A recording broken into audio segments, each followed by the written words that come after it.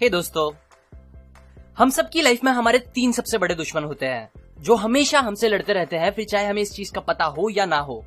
जो बस ये चाहते हैं कि कुछ भी हो जाए पर हम अपने गोल्स को पूरा ना कर पाए, अपने ड्रीम्स को पूरा ना कर पाए, क्योंकि यही उनका गोल होता है। अब जो इंसान इन 3 दुश्मनों से हार जाता है या उनके सामने सरेंडर कर देता है, वो अनफॉर्चुनेटली कभी अपनी लाइफ में कुछ बड़ा नहीं कर पाता। पर जो इंसान उनसे लड़के उन्हें हराता है, वही इंसान कामयाब होता है और वही इंसान होता है जिसे फिर पूरी दुनिया एडमायर भी करती है। सो अब सवाल ये आता है कि ये 3 दुश्मन आखिर है कौन। तीनों में से सबसे पहला और सबसे बड़ा दुश्मन जो होता है उसका नाम है फियर, मतलब डर। दूसरे का नाम है इनडिसीजन और तीसरा है डाउट। ये तीनों एनिमीज हमारे लिए बहुत डेंजरस होते हैं 2 रीजंस की वजह से। पहला, बिकॉज ये एक दूसरे से बहुत ज्यादा कनेक्टेड है, जिसकी वजह से एक दूसरे को और ज्यादा ग्रो करने में मदद करते हैं और इंसान को एक डाउनवर्ड स्पाइरल में फंसा देते हैं, जिससे वो आदमी नीचे और नीचे गिरता जाता है। मतलब जो सबसे बड़ा एनिमी होता है फियर, वो एक इंसान की लाइफ में इनडिसीजंस लाना स्टार्ट करता है। मीनिंग कोई एक सॉलिड स्पेसिफिक डिसीजन लेने नहीं देता और ना ही उस पर स्टिक रहकर उस पर काम करने देता है। और फिर ये जो इनडिसीजंस होते हैं वो ग्रो करते हैं डाउट को। जब एक इंसान अच्छे से डिसीजंस नहीं ले पाता तो फिर उसके दिमाग में अपने ऊपर डाउट आने लगते हैं, जो फिर उसे और डराने लगते हैं और ऐसे ही कई बार ये साइकिल रिपीट हो सकता है। अब आते हैं दूसरे रीजन पे।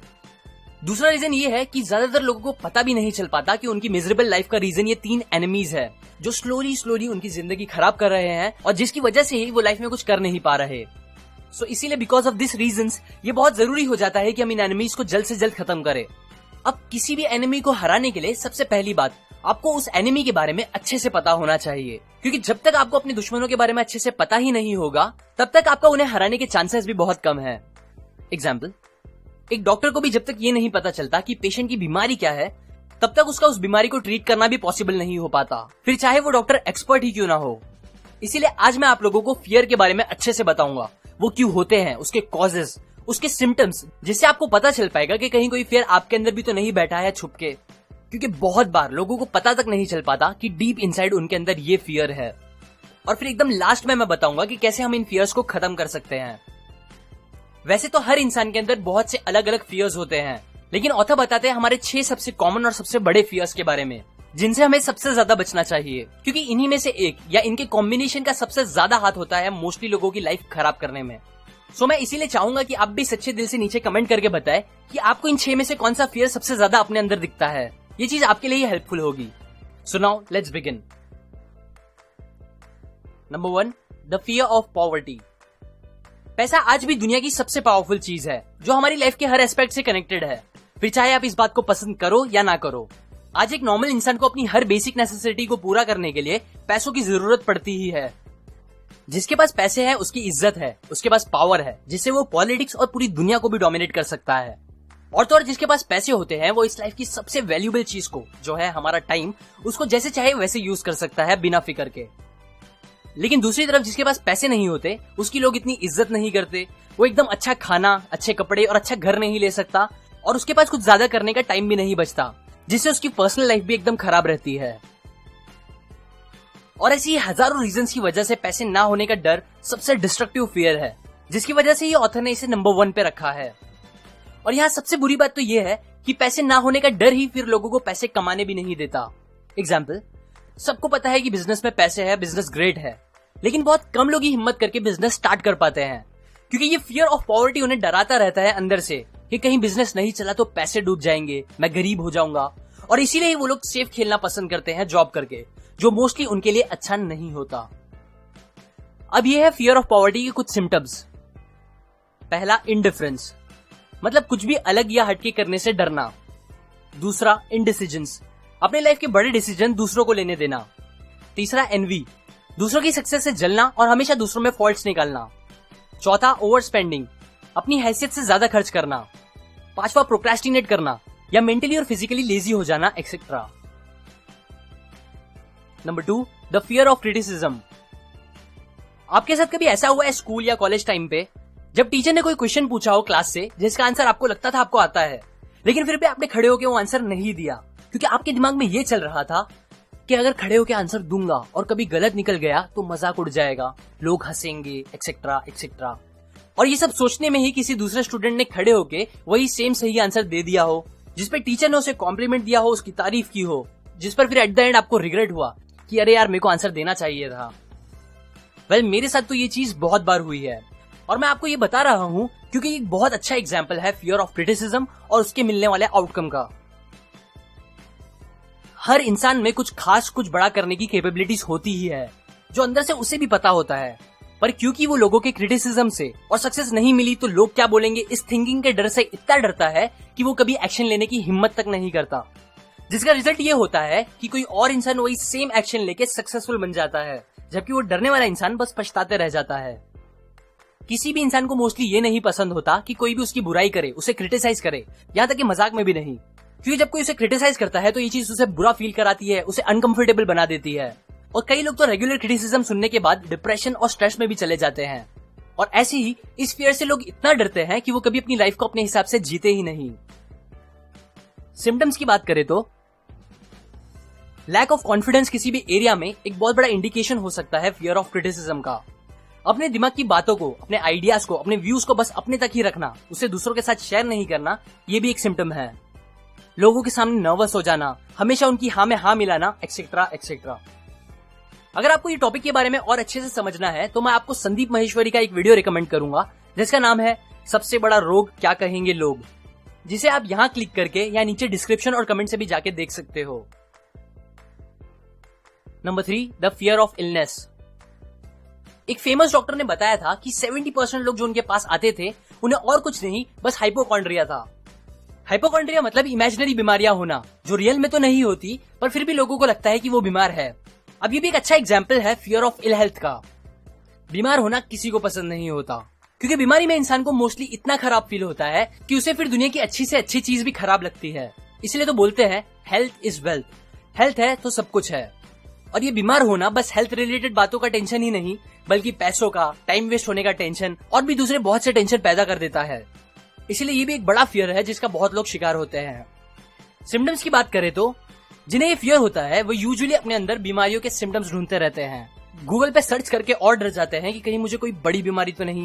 ये लोग छोटी छोटी बातों पे दवाइयां खाने लगते हैं या हमेशा ये बोलते रहते हैं कि मेरी तबीयत ठीक नहीं लग रही, जिससे उन्हें अटेंशन मिले। अपने आप से ज्यादा नेगेटिव बातें करना भी इसका एक सिम्टम है, etcetera. Number 4, the fear of loss of love.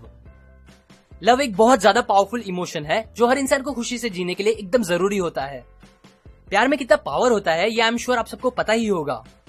एक इंसान को जब लव मिलता है तो वो खराब से खराब सिचुएशन में हंस पाता है, उनसे लड़के आगे बढ़ पाता है और ऐसे ही बहुत सारे अच्छे रीजंस की वजह से ही ये इमोशनल फुलफिलमेंट कुछ लोगों के लिए इतना ज्यादा इंपॉर्टेंट बन जाता है कि फिर उसके ना मिलने पर लोग बहुत कुछ गलत कर लेते हैं अपने साथ और एकदम एक्सट्रीम कंडीशन में कुछ लोग तो अपनी जान भी दे देते हैं, जैसा आपने न्यूज में या रियलिटी में शायद थोड़ा बहुत देखा होगा।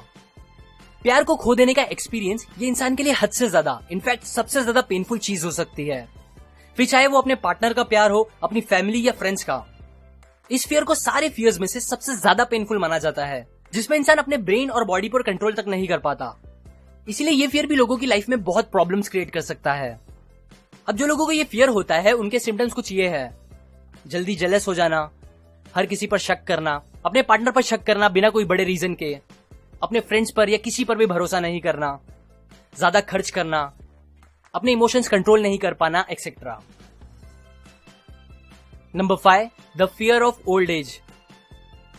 कुछ लोगों को बुढ़ापे का सोचते ही डर लग जाता है क्योंकि उनकी मेंटालिटी कुछ ऐसी बनी है कि बूढ़ा होना मतलब बीमारियां होना, अपने आप से पैसे नहीं कमा पाना, दूसरों पे हर चीज के लिए डिपेंडेंट हो जाना, इमोशनली, फिजिकली और इकोनॉमिकली भी, सबके ऊपर बोझ बन जाना, सेक्सुअली अनअट्रैक्टिव बन जाना, इज्जत कम हो जाना और ऐसी ही बहुत सी नेगेटिव चीजें कुछ लोगों के दिमाग में आ जाती है जब वो बुढ़ापे के बारे में सोचते हैं और इन बातों का डर ही वो अपने दिल में बैठा लेते हैं। यूजुअली यही लोग होते हैं जो प्रे भी करते हैं कि ऊपर वाला उन्हें बूढ़ा होने से पहले ही अपने पास बुला ले।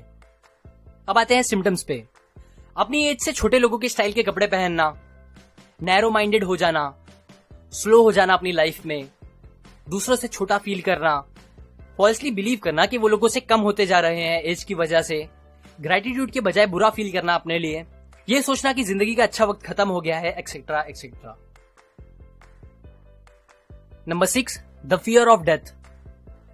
कुछ ऑब्वियस रीजंस की वजह से इस फियर को बहुत से लोग सबसे क्रूअल फियर मानते हैं। किसी को भी एग्जैक्टली नहीं पता कि मरने के टाइम उन्हें कितना दर्द होगा या मरने के बाद एग्जैक्टली उनके साथ क्या क्या चीज होने वाली है। और ऐसी ही और भी बहुत सी चीजों का ना पता होना बहुत डर पैदा कर देता है कुछ लोगों में। पहले जमाने में ये डर बहुत ज्यादा होता था, बट अब धीरे धीरे ये डर लोगों का कम होने लगा है। वेल, इस डर का होना एक तरह से अच्छा भी है, क्योंकि बहुत से लोग ये सोच के कुछ गलत और बुरे काम नहीं करते कि उन्हें एक दिन दुनिया से जाना है, और अगर वो कुछ बुरा करके जाएंगे तो उनके साथ भी बाद में बहुत कुछ बुरा हो सकता है।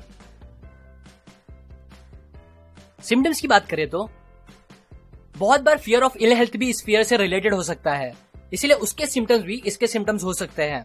दूसरे कुछ अलग सिम्टम्स ये है कि मौत का सोच के डरते रहना हमेशा, इंस्टेड ऑफ अपनी जिंदगी को खुशी से जीने के। ये सोच के परेशान होना कि मेरे मरने के बाद मेरे खास लोगों का क्या होगा, एक्सेट्रा। अब इन सारे फियर्स की मेन प्रॉब्लम ये है कि वो लोगों का मोस्टली कुछ अच्छा नहीं करते, बल्कि ये फियर्स लोगों को पैरालाइज कर देते हैं, जिसकी वजह से वो एक्शंस नहीं ले पाते और कुछ अच्छे काम भी नहीं कर पाते अपने लिए ना दूसरों के लिए। इसलिए ये बहुत जरूरी है कि हमें इन फियर्स से डील करना है।